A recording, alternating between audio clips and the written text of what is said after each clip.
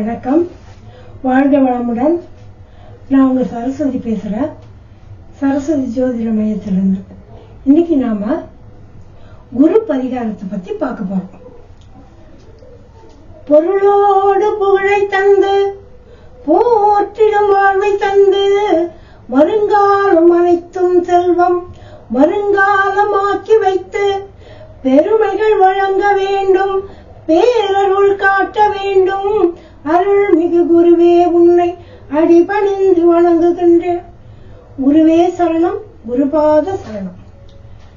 இப்போ கோபுர தரிசனம் கோடி புண்ணியம்னு சொல்லுவாங்க. அதே போல குரு பார்வை கோடி நன்மைன்னு சொல்லுவாங்க. குரு சஞ்சாரத்துல திருமண தடை, ஆரோக்கிய பாதிப்பு, வேலையில பிரச்சனை, புத்திர பாக்கியம் தடை, இவைகளை நீக்கணும்னா, இந்த தடைகளை நம்ம எதிர்கொள்ளணும்னா, நம்ம குருவினுடைய அருள் பரிபூர்ணமா நமக்கு கிடைக்கணும்னா நம்ம அவரை ஆராதிச்சு அவருக்கு பூஜை செஞ்சு சிறந்த பலனை பெறலாம் என்று ஆண்டோர்கள் சொல்லியிருக்காங்க.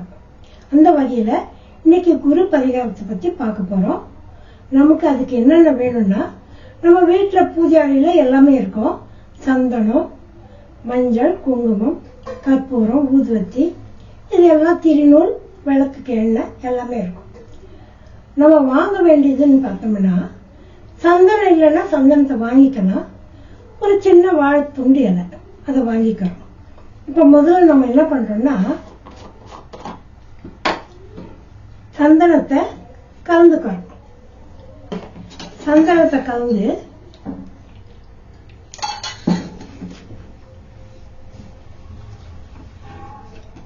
வச்சுக்கிறோம்.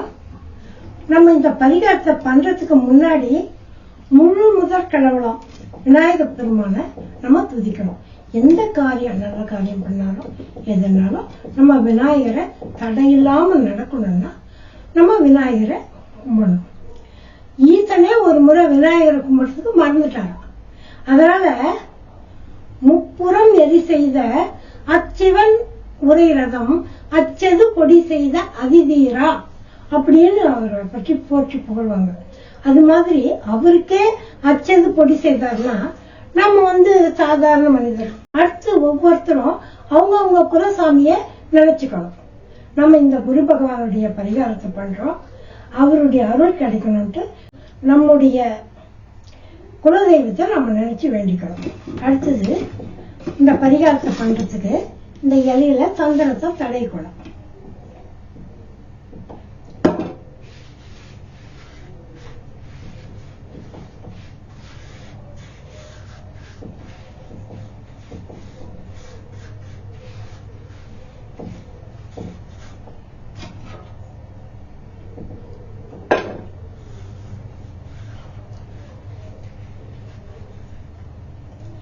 நம்ம வெத்தலையாலதான் இந்த மந்திரத்தை எழுதுறோம். மந்திரம் எந்திரம் காமிக்கிறோம் பாருங்க. இது எந்திரம்.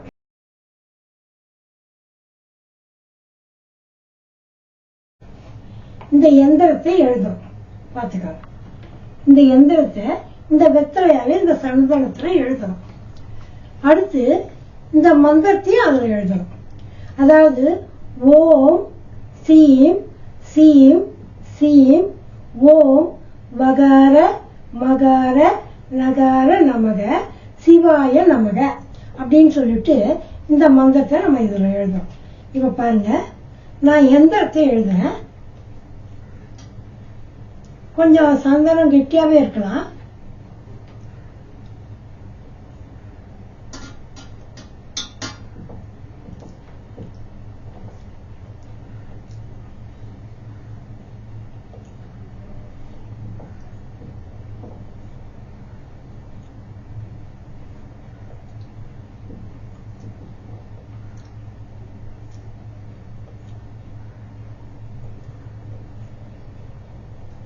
இந்த எந்திரத்தை எழுதிட்டோம்.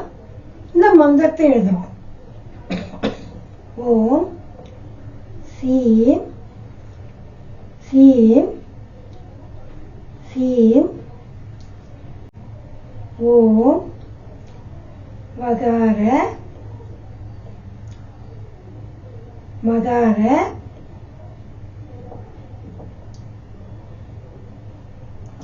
நகார நமக சிவாய நமக.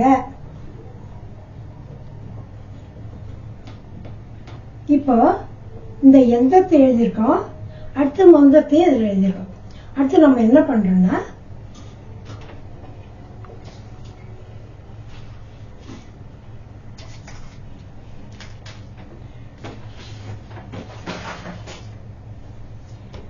பாருங்க,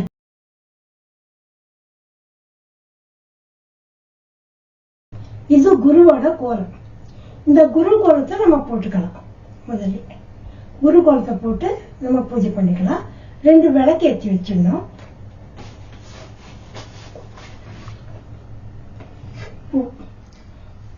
நந்தியாவட்ட பூவை எடுத்துக்கலாம். 108 பூ எடுத்துக்கணும். இல்ல மல்லி கிடைக்குதுன்னா மல்லி 108 பூ எடுத்து வச்சுக்கலாம். அது இல்ல முல்லை கிடைக்குதுன்னா அவருக்கு உகந்தது முல்லையா 108 பூ எடுத்து வச்சுக்கலாம். அதுவும் நமக்கு வசதிப்படுறேன்னா மஞ்சள் நிற பூ எதுவா இருந்தாலும் மஞ்சள் நிற பூ 108 பூ எடுத்து வச்சுக்கணும். வச்சுட்டு இப்போ நம்ம அந்த மந்திரத்தை சொல்லணும்.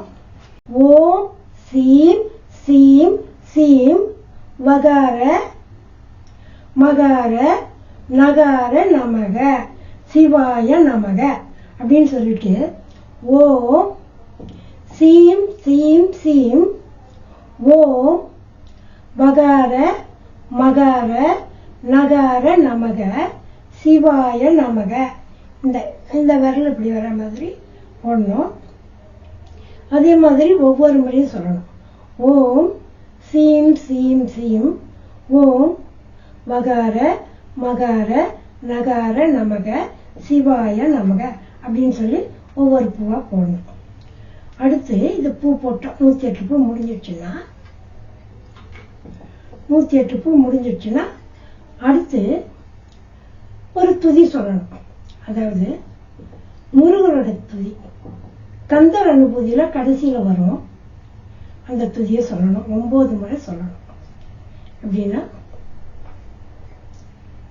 உருவாய் அருவாய் உலதாய் இலதாய் மறுவாய் மலராய் மணியாய் ஒளியாய் கருவாய் உயிராய் கதியாய் விதியாய் உருவாய் வருவாய் அருள்வாய் குகனே. உருவாய் அருவாய் உலதாய் இலதாய் மறுவாய் மலராய் மணியாய் ஒளியாய் கருவாய் உயிராய் கதியாய் விதியாய் உருவாய் வருவாய் அருள்வாய் குகனே அப்படின்னு 9 முறை சொல்லணும். 9 முறை சொல்லிட்டோம்னா இதுக்கு பிரசாதமா கொண்டக்கடலை அவல் வெல்லம் இல்ல பச்சரிசி சாதம் வச்சு அதுல கொண்டக்கடலை கலந்தும் வைக்கலாம். இப்படி வச்சுட்டு நம்ம தீபார்த்தனை பண்ணி கற்பூர ஆரத்தி காட்டி ஊதுவத்தி எல்லாம் காமிட்டு நிறைவு செய்யலாம். அடுத்து இத ஒரு மண்டலம் அதாவது வீட்டிலே இருக்கிறவங்க 48 நாள் ஒரு மண்டலம் தொடர்ந்தும் செய்யலாம். ஒரு வியாழக்கிழமையில ஆரம்பிச்சு 48 நாள் தொடர்ந்தும் செய்யலாம். இல்ல அது நம்ம வீட்டுல இருக்கவங்க இல்ல வேலைக்கு போறோம் அதனால நமக்கு அந்த வசதிப்படாதுன்னா வியாழக்கிழமை 4லிருந்து எப்ப இந்த பூஜை செய்தாலும் 4லிருந்து 7:30 மணிக்குள்ள அதை செய்து முடிக்கணும். 7 மணிக்கு ஆரம்பிச்சா கூட 7:30 முடிச்சிடலாம். முடிச்சு நம்ம தீபார்த்தனை காட்டிடலாம்.